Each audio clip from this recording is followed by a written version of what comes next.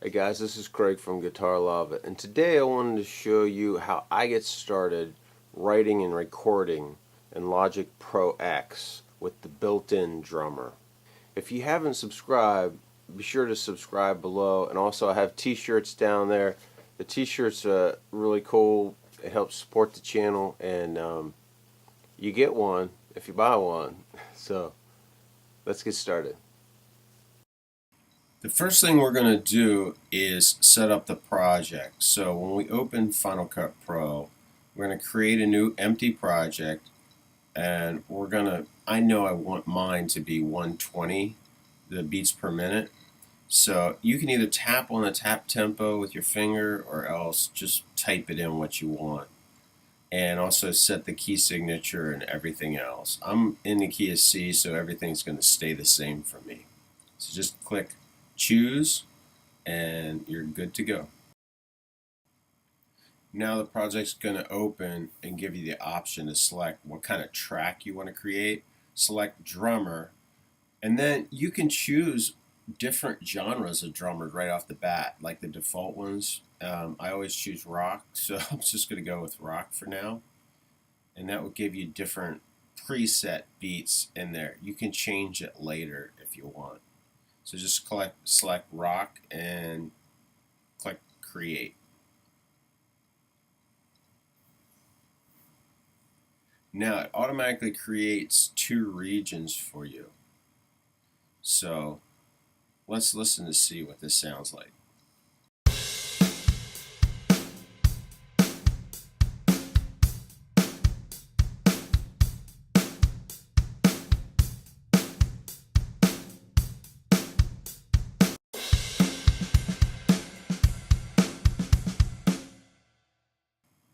It doesn't sound bad, actually. It's pretty basic, and you can change quite a bit of things. Like right now, these are preset beats.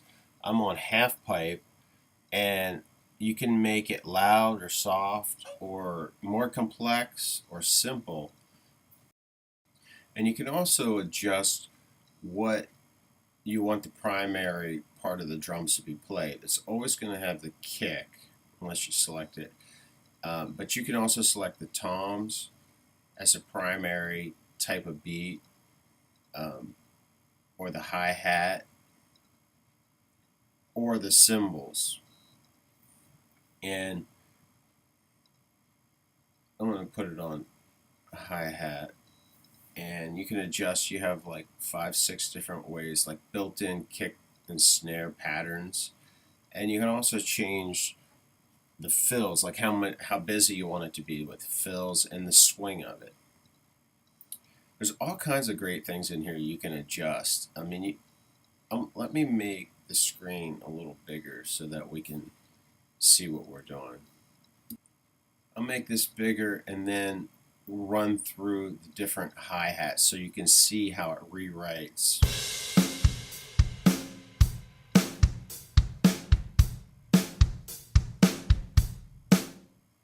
Now I'm going to select the second one.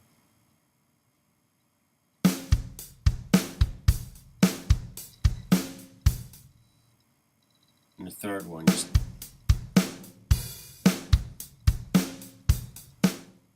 You notice it rewrites the waveforms. Like these two regions are separate as well. Like if you notice, this is mixtape and the other one was half pipe. Mixtape is super complex, a lot of fills using the cymbals, and the first one was half pipe, which we switched to hi-hat. So you listen to that.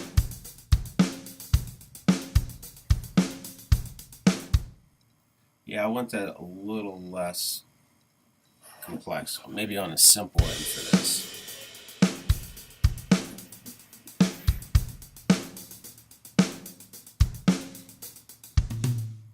I think it's a little too simple. Now let's go to the extremes.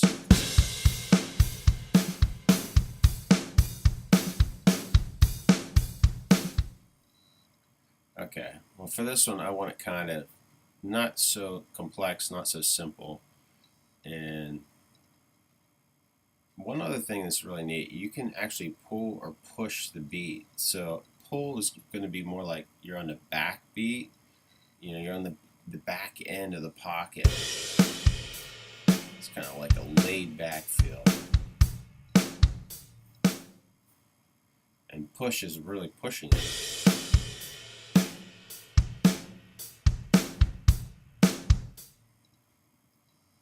I think I like a little pull.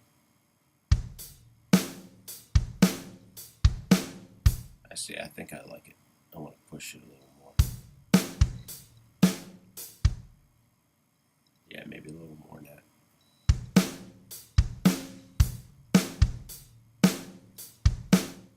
Yeah, that sounds good. And ghost notes and hi-hat, I mean, it's just more configuration you can do. You can really get to the nitty-gritty. If you go back to details, you can also change the drummer. Like right now, I'm on Kyle, but let's select another one. You can select any of these, and it will change which beat presets are loaded. So let's select Ian, and it changed the drum set for one. But if you notice the beat presets, they're changed as well. I mean, that's totally different. So his complex and loud is a lot different than Kyle's. There's a lot of fills in there too. This is cool. So if you click on Manchester, that's actually the drum set. So say we want to change it. I like SoCal, which is what Kyle uses. So let's change that. It's going to change the drum kit and the sound quite a bit. Yeah, I like that snare level.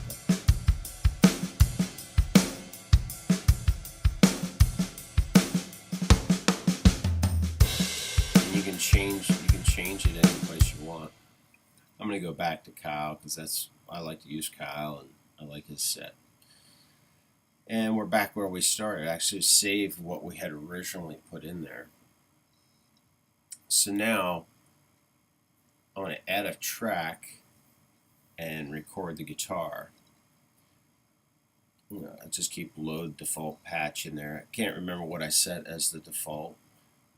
And just keep everything. We want input monitoring, record enabled, creates the track, and it looks like it created it with a bunch of amps. I don't want these. I'm going to clear that, reset the channel. Now I'm going to add Scuffle amps S gears because that's what I love to use. Let's do mono. I'm going to grab my guitar, set this up to my custom setting. Let me grab my guitar. I'm not hearing anything. I'm on input 1. Record enable so I can hear it. So I'm not hearing anything. Oh, I'm in input 1 and I can switch it to input 2. Change my step.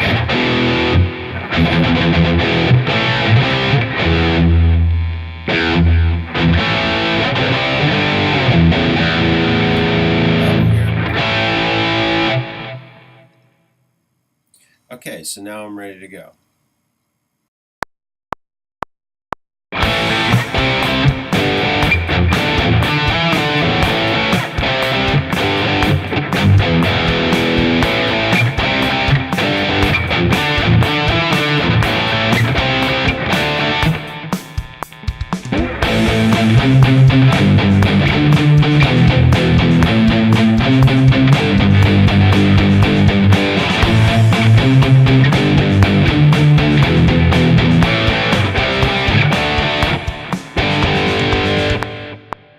Okay, that will work. It wasn't perfect, but that'll work.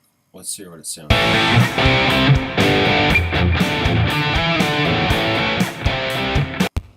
Okay, it's a little loud, so I had to turn it down, no problem. And I really have a hard time hearing drums unless I add EQ and all that stuff to it. So I use Slate Digital. I'm just going to add the built-in preset so that it just makes them pop. It's just EQ and compressor.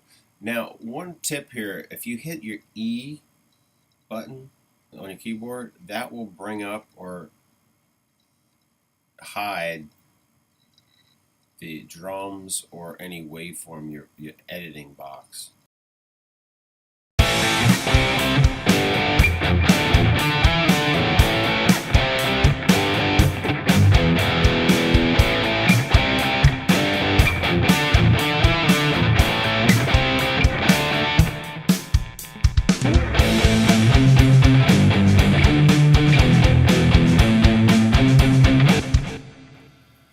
Okay, that doesn't sound bad. I mean, there are drums there, and I can play to them, and I can actually play in time, and it would work for me to be able to send it off to another drummer. But let's get a little better than that.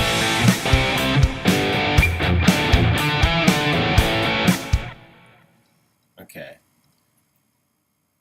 Let's adjust the drums a little bit so that they kind of, I want to use toms for one, and let's make it a little simpler. You can see the wave file change up there. And actually I selected both of them by accident, so I changed both of them. That's all right. And one thing you can do,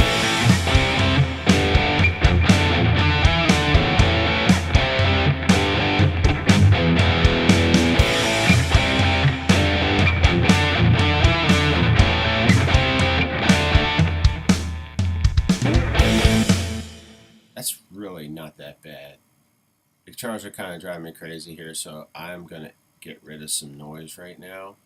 All I'm doing is splitting the track using Apple T. And okay, I cut it off a little bit. So let me make this bigger. Basically just sliced it, and there, I'm going to expand it a little bit so I get the tail end of that. I sliced it so I could get rid of that noise, and I noticed up here my timing wasn't quite right, so I'm actually going to split this, and then I'm going to quantize it. And by doing that, I have to select that track or that region and turn on flex. So when I turn on flex for the audio, now I can go and I can select what I want to quantize that to. I think that's 8 notes. Yes, so that puts it in time. Let's hear that. And I actually think the second one's kind of like that too.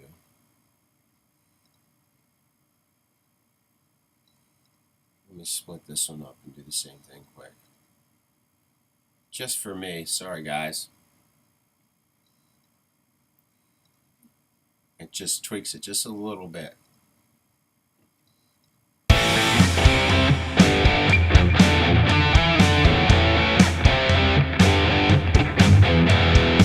Okay, that'll work. Okay, now let's get to drums again. I want the drums to match the guitar more, so one of the things you can do is you can select the drum track and you can click follow, and then it's going to ask you, you can select whichever track you want it to follow. So I'm going to rename this drums. Oop, nope, hold on. I mean guitar. I don't want to delete it. So now I'll select the drum track again, and it's following the guitar. So what that's doing is it's reading the waveform from the guitar, and then it's going to build the drums based on that.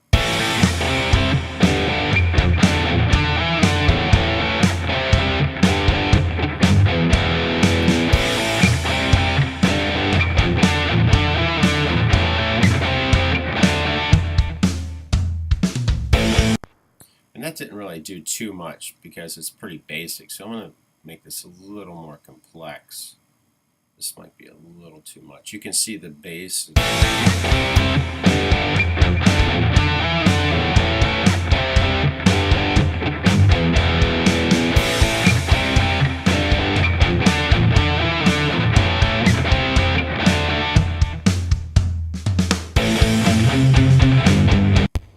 Okay, you can see how the bottom of that waveform changed to the kick and the toms whenever I made it more complex. Now this one I want to be a a lot simpler since this is the verse. So, and I want to be on the hi-hat, and I'm also going to follow the guitar. The guitar is pretty much just 8 notes, but let's see how that sounds. Okay, that's a little too simple.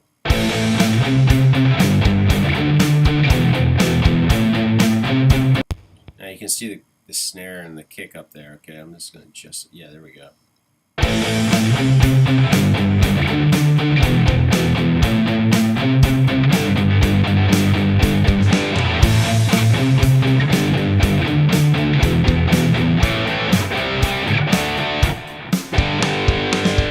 Yeah, that's great. That little fill on the end going right into what would be the chorus. So you can see how powerful this is and how you can adjust it to sound like a real drummer, like pretty easily.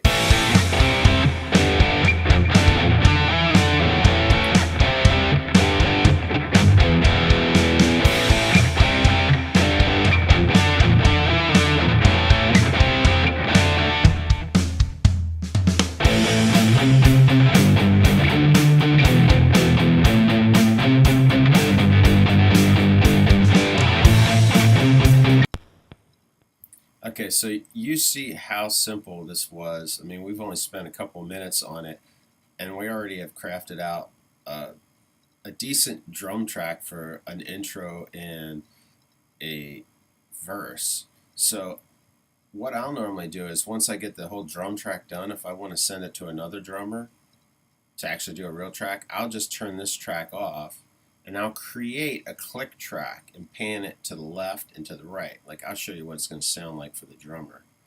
This is what I'm saying.